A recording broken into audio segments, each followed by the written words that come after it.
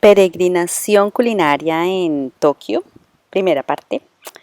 En esta peregrinación me he inclinado por visitar pequeñas ciudades o poblaciones en lugar de ciudades grandes. Y por esta razón, al llegar a Japón no tenía intención de visitar a Tokio. Sin embargo, un par de encuentros, o mejor sincronías, me indicaron que debía pasar por esta ciudad. Las memorias de Tokio las he dividido en dos videos. En esta primera parte les contaré sobre un curso de sanación y culinaria que sigue la filosofía Itadaki Zen. Y en la parte 2 les cuento las experiencias durante una clase de teatro para la elaboración de miso a nivel casero. Esto suena raro, pero así lo percibí, así percibí esta experiencia culinaria, que fue más como una clase de teatro.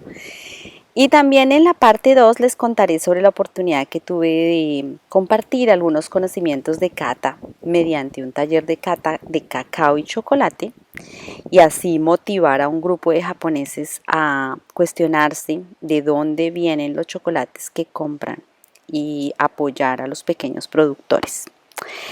Empiezo entonces con esta primera parte de la historia del curso de Itadaki Zen. Mi restaurante favorito en Londres se llama Itadaki Zen y era favorito durante el tiempo que estuve viviendo allí porque era el único restaurante japonés vegetariano en Londres.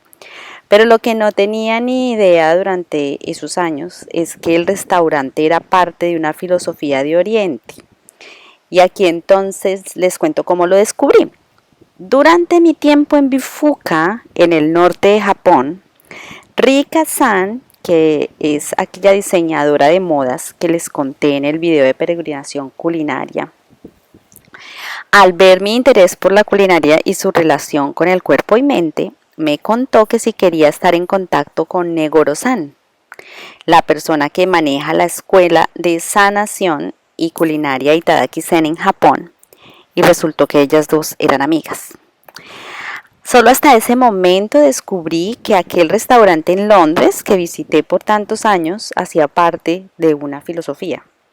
Y ya en Japón las sincronías me llevaron a conocer a Rika-san y a través de ella a Negoro-san para poder conocer más en detalle esta filosofía.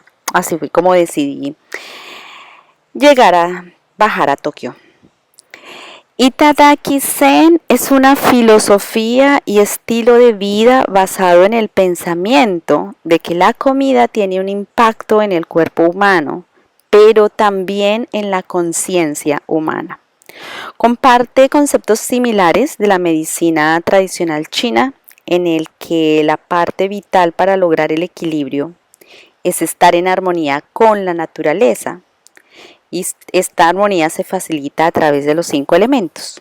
Como he mencionado anteriormente en mis videos de Ayurveda, los 5 elementos: el agua, el fuego, el aire, la tierra y el éter. O dentro de la medicina tradicional china hay algunos cambios sutiles en los 5 elementos. Para ellos los 5 elementos son agua, fuego, metal, tierra y madera. Esta filosofía también considera algo que he venido compartiendo en videos pasados sobre el Ayurveda de la India y la macrobiótica de Japón, y es el hecho de la importancia de conocernos a sí mismos, conocer nuestro cuerpo para de esta manera diseñar nuestra dieta. Otro concepto que encuentro fascinante de esta filosofía es la importancia de activar el sensor interno. Bueno, voy a parar porque los perritos de la finca en donde estoy están activos.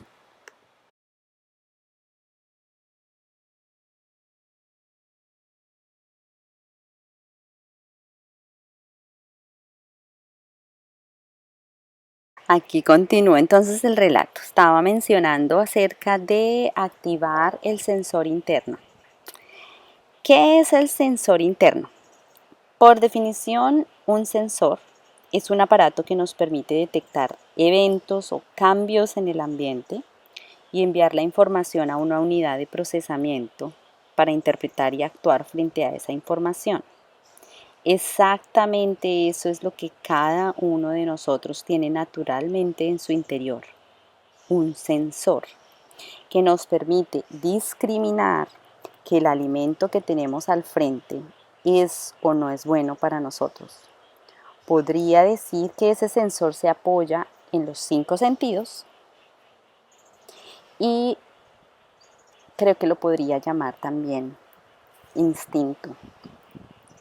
Este sensor o instinto está completamente activado entre más contacto tenemos con la naturaleza y el ambiente que nos rodea, porque es como si cada célula de nuestro cuerpo encontrara una resonancia o identificación con las células del ambiente, y ello permite entonces, mediante esta comunicación, permite entonces discernir con claridad en la toma de decisiones.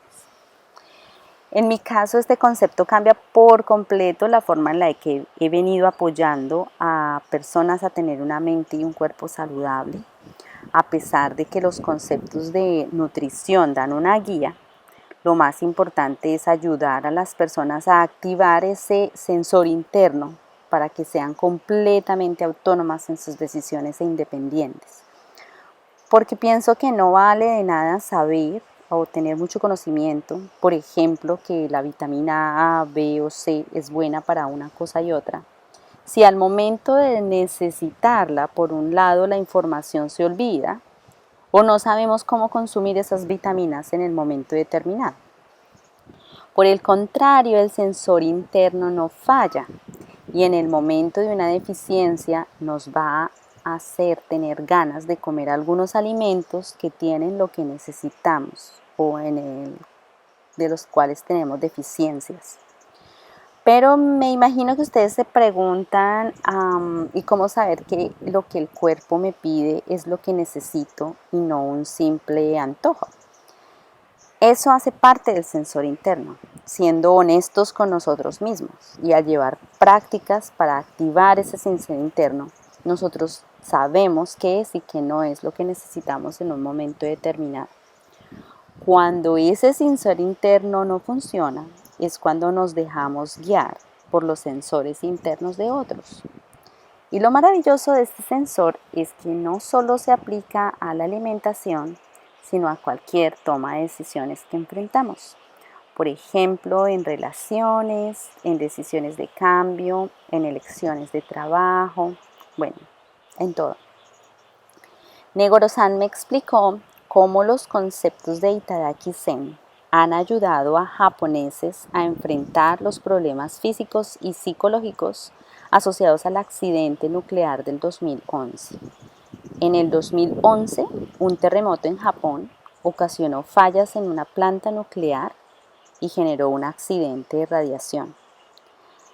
En el 2011 nunca pensé o presté atención a este evento, pero el año pasado, en 2019, estando en Japón, no solo Negoro-san, pero muchas personas durante nuestros encuentros me contaron cómo ese accidente nuclear que contaminó los suelos, las aguas y por ende la comida cultivada en toda el área afectada de Japón les ha cambiado su vida. No fue uno, sino muchos los casos en los que personas que conocí renunciaron a su trabajo y después de este accidente decidieron cambiar la forma en la que venían viviendo. La reacción de muchos japoneses en ese momento fue muy negativa, encontrar culpables en los políticos, tener rabia en contra de las plantas nucleares y cómo los sensores internos de una gran parte de los japoneses no estaban trabajando. Entonces la población se empezó a dejar convencer de lo que decía el gobierno, en particular con el daño de la radiación a la población. Como en la actualidad todo el mundo pide datos, el gobierno empezó a decir que los niveles de radiación que eran permitidos para el ser humano y dijo cuáles eran los niveles que eran permitidos para el ser humano y concluyó que la radiación de ese accidente no era un riesgo para la población. Aquellos japoneses con sus sensores activos empezaron a entender que ese era solo un dato y que el verdadero impacto en la salud de cada uno debía ser determinado por cada persona, generar completa responsabilidad por su salud y empezar a ver la radiación de otra manera. Negoro-san me explicaba que sabiendo que la radiación estaba en todo el ambiente, la solución fue empezar a ver la radiación como un ente vivo, un ser más, y empezar de alguna manera a comunicarse con ella. Aquí el concepto del sensor interno se volvió primordial importancia. ¿Qué nos vino a enseñar esta radiación? Fue una de las preguntas que un grupo de japoneses empezó a cuestionarse. Muchos japoneses optaron por empezar a contactar ese sensor, a conectarse con ese sensor interno para eliminar el miedo de ser afectados por la radiación y convivir con ella de la mejor manera, ya que irse a vivir a otro sitio definitivamente no era una opción. Negoro-san me contaba que un gran número de personas entendió que el daño que hacemos en un punto de la Tierra nos afecta a todos y que llega un momento en donde no hay para dónde coger. No es cuestión de que los que tienen dinero se puedan mudar a otra ciudad o se van para otro país, porque los efectos se expanden a todo el planeta. Y entonces me compartió unos estudios llevados a cabo por un instituto que revela un análisis del crecimiento de esa radiación en particular en el Océano Pacífico en los últimos años, mostrando que lentamente el efecto de la radiación se está acercando a las costas occidentales de Estados Unidos y en consecuencia eso revela que la radiación se continúa expandiendo por las aguas, seguramente hasta cubrir el planeta. El alivio, me contaba ella, es que el planeta se autorregula y ha hecho su parte para que los efectos de la radiación no estén afectando al menos aparentemente toda la humanidad. Así, la actitud frente a la situación del 2011 en Japón fue empezar a ver la radiación como un ente vivo, tener un diálogo directo con los alimentos, conectándose con su energía y sus nutrientes, y no en la radiación que ellos tienen. Esa actitud les ha permitido a este grupo de japoneses entrar en armonía con una radiación cuyos efectos en otras personas se están traduciendo en cáncer en este momento. Negoro-san me decía, no podemos de un momento a otro importar todo lo que comemos. Por otro lado, lo orgánico no crece orgánico en esta zona. Entonces, más allá de lo físico, el estado de nuestra mente ha sido determinante durante estos últimos años.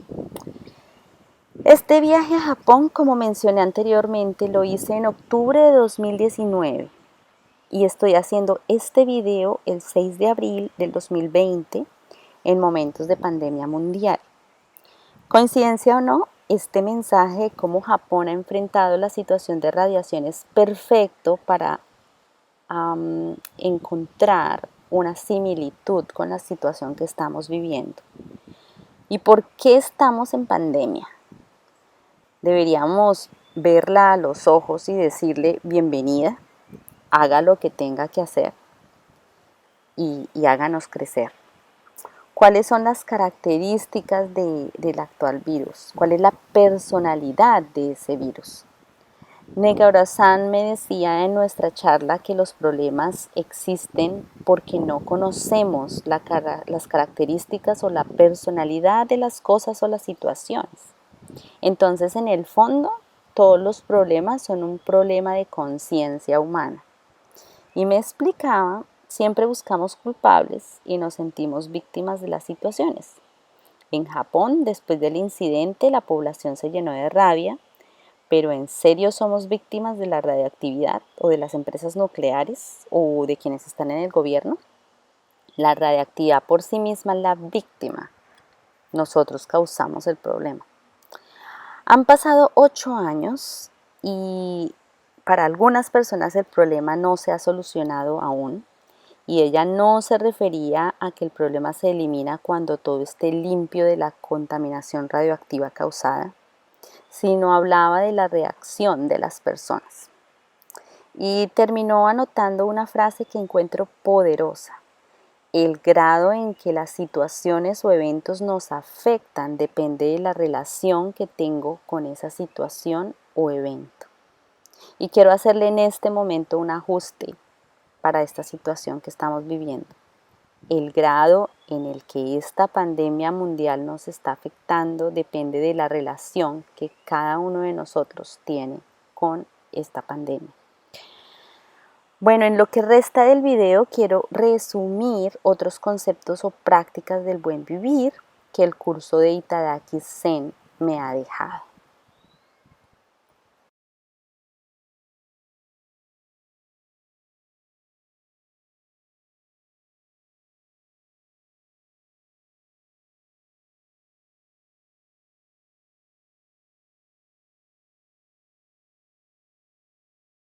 Enseñanzas entonces del curso de Itadaki Zen.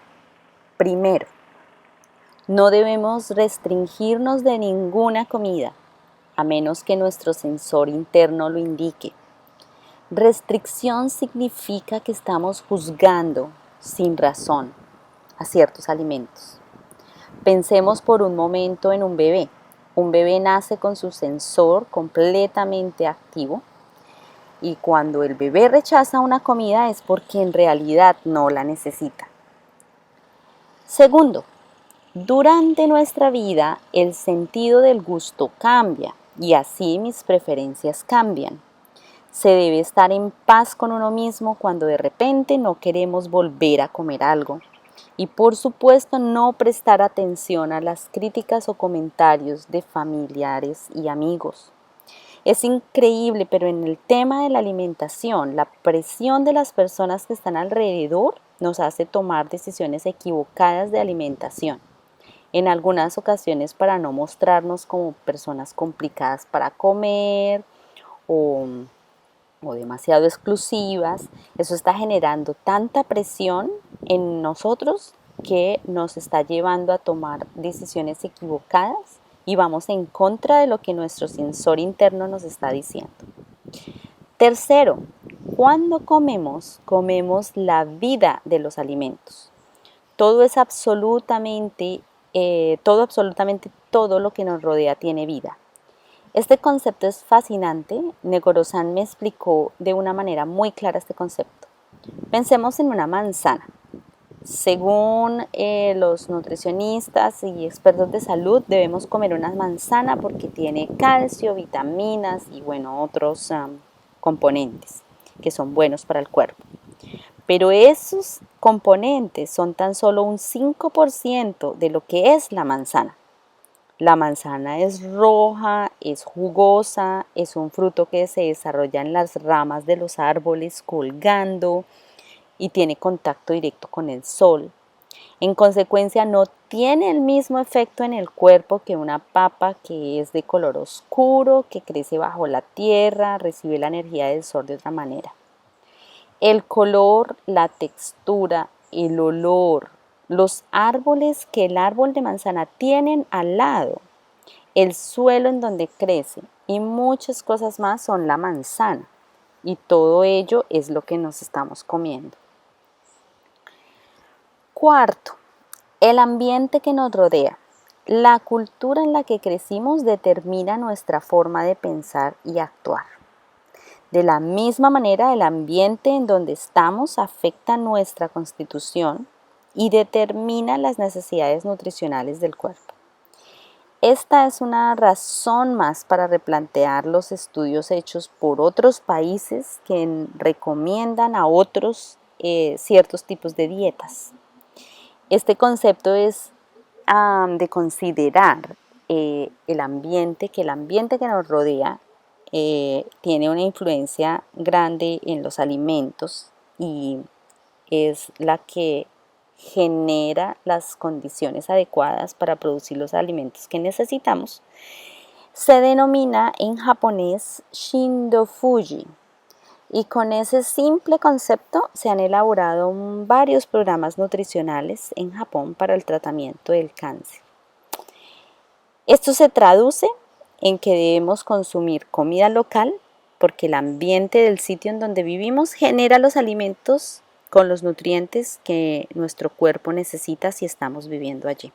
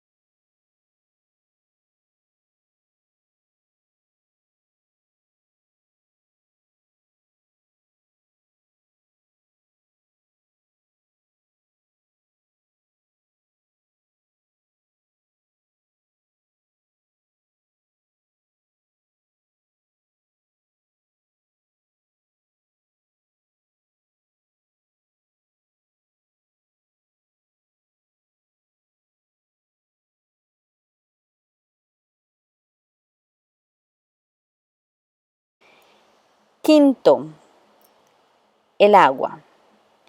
Negoro-san me hizo caer en cuenta de algo que me dio risa por lo razonable que sonaba y la poca práctica que tenía hasta entonces. Como mencioné antes, cuando comemos debemos conectarnos con los alimentos para estar presentes, sentir su energía y eso implica el agua, por supuesto. Pero al tomar agua, por lo menos en mi caso, la tomaba como algo inerte, casi siempre de pie, como a las carreras, como colocándome una píldora de algo en la boca y tragando. Y Negoro-san me dijo, si el 80% de nuestro cuerpo es agua, ¿por qué le damos al agua tan poca importancia cuando la consumimos? Y mencionó algo curioso, las personas se preocupan por consumir alimentos orgánicos en este momento, pero no por el agua que consumen y cómo la consumen. Si hay un alimento frente al cual debemos prestar el mayor respeto, presencia, atención y dedicación al consumirlo, ese es el agua.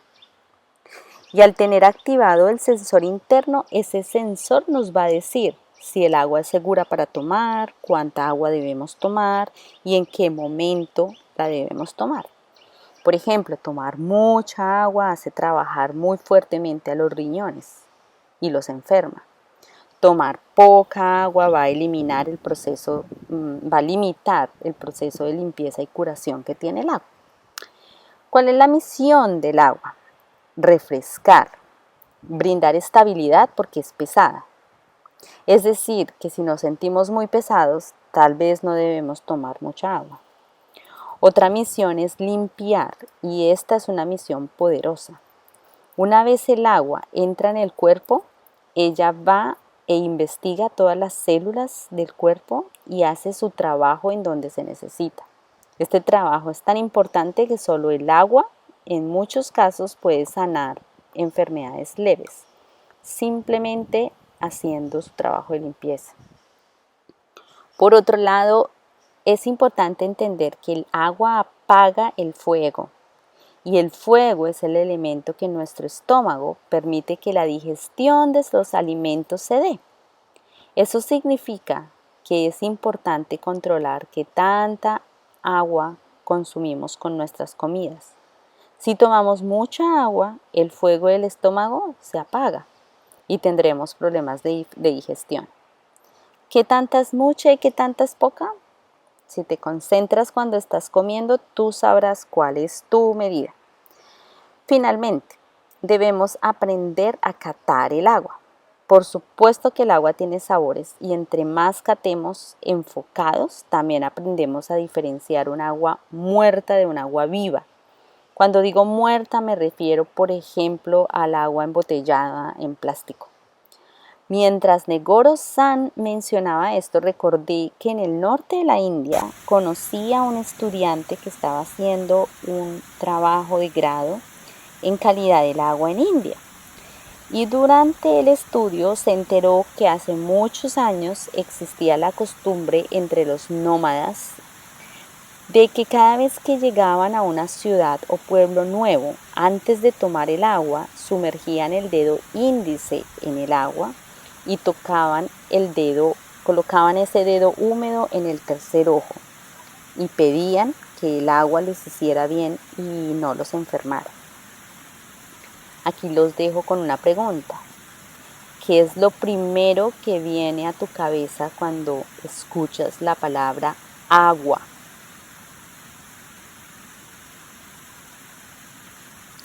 Pues bien, seguramente eso es lo que el agua en este momento te va a brindar. Sexto, la sal.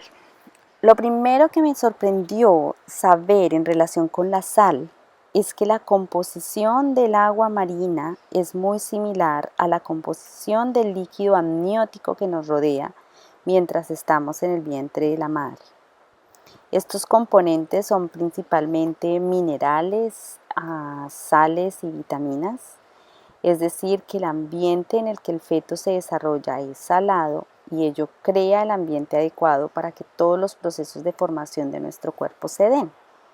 Al nacer, los órganos de nuestro cuerpo continúan demandando sales para ejecutar sus funciones y si no obtenemos la cantidad de sal adecuada, el cuerpo no puede estar en equilibrio. Una de las funciones importantes de la sal es calentar el cuerpo y los órganos dentro de nuestro cuerpo, como también producir energía y fuerza. Por otro lado, la sal, al igual que el agua, es un ente vivo que al consumirlo entra y escanea nuestro cuerpo para cumplir sus misiones, como limpiar el cuerpo, limpiar la sangre, humectar el cuerpo, eliminar dolores, sanar la piel y también ayuda a mantener el fuego digestivo vivo. En otras palabras, la sal es un reparador y un limpiador del cuerpo. Pero entonces lo importante es consumir una sal de buena calidad. Una sal de buena calidad es una sal que no ha sido refinada, es decir, que cuenta con todos los minerales. Y aquí un dato interesante, y ustedes determinarán si les ha pasado, y es que muchas personas quieren tomar agua después de haber ingerido comida salada, porque la sal les genera sed. Esa sensación de sed se genera por el consumo de sal refinada o industrial, que tiene unos ingredientes que la industria añade que el cuerpo no necesita, o que está completamente inerte porque le han eliminado todo y está sin vida. Y por ello el cuerpo inmediatamente cuando la consume reacciona rechazándola y pidiendo agua para limpiarse. Una de las mejores opciones de sales es la sal de mar. Su color no es impecable blanco como lo que nos venden las industrias, pero está con la composición de sales que nuestro cuerpo necesita. Al fin y al cabo ha sido producida por la naturaleza, ¿no? Otro punto es la acción de la sal cuando nos da con frecuencia el antojo de comer dulce y azúcares. Para saber si es o no un antojo como consecuencia del estrés o en realidad una necesidad del cuerpo, un tip es probar unos granitos de sal primero cuando el antojo de azúcar llega, de colocarse en la boca unos granitos de sal y esperar un poco. Generalmente el deseo de comer azúcar se va si ese deseo es estimulado por una situación de estrés o de no equilibrio. ¿Y cómo podemos consumir la sal? La sal la podemos consumir de diferentes maneras en las comidas, Se puede utilizar en la pasta casera de limpieza de dientes, cuando nos bañamos los dientes, en los productos de belleza como exfoliantes, en baños de sal o simplemente untarse sal en el cuerpo. En lugar de jabón lavaplatos, por ejemplo, una mezcla de sal con harina de arroz es suficiente para limpiar la loza, incluso la loza con grasa. Séptimo, los cereales. La misión de los cereales es mantener el equilibrio y la armonía de nuestro cuerpo. Los cereales han sido el alimento fundamental desde hace miles de años y se dice que los granos tienen la historia de los ancestros concentrada en cada granito. Negoro-san compartió una historia que hace parte de los mitos y leyendas escritos en los textos Kojiki que narran la creación del universo desde el punto de vista del sintoísmo, que es una tradición mística muy antigua en Japón. Según la leyenda, durante los días de creación, después de varias actividades ilegales cometidas en el cielo por una deidad masculina, esta deidad fue expulsada del cielo y entonces tuvo que venir a la tierra y suplicar por alimento a la princesa y deidad de la comida. Ella tomó todo tipo de cosas de su nariz, sacó cosas de su boca, de otras partes del cuerpo y las convirtió en comida para él. Sin embargo, él pensó que ella le estaba ofreciendo cochinadas o cosas no aptas para comer y la mató. Después de su muerte, la deidad, otra deidad que honra a los ancestros, ordenó que esas cosas tomadas que ella tomó de su cuerpo fueran semillas y que se usaran para producir la comida y la ropa. Esas cosas que ella sacó fueron gusanos de seda de su cabeza, semillas de arroz de sus ojos, millo de sus oídos, frijoles de su nariz y cebada de su torso. Después de este cuento maravilloso, Negoro-san me dijo, tal vez esa es la razón por la cual la cebada es tan maravillosa para tratar problemas de concepción cuando las mujeres no pueden quedar en embarazo. Y un tip adicional que me dio es que la cebada actúa como un termostato que regula la temperatura de aquello que está en contacto con ella.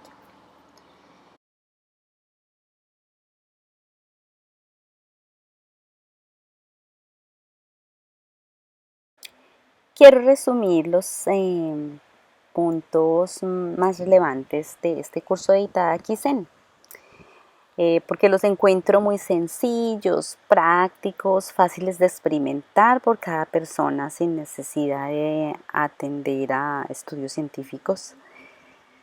Ok, el primero es activar el sensor interno para ser responsables de nuestra salud y nuestra vida. Conectarnos con la esencia y vida de los alimentos para entender el beneficio que ellos ofrecen. Comer lo que se produce en el área en el que vivo para mantener el cuerpo en equilibrio, porque la naturaleza es más sabia que cientos de estudios o estadísticas y pruebas con ratones. Conectarse con el poder limpiador y reparador del agua y de la sal.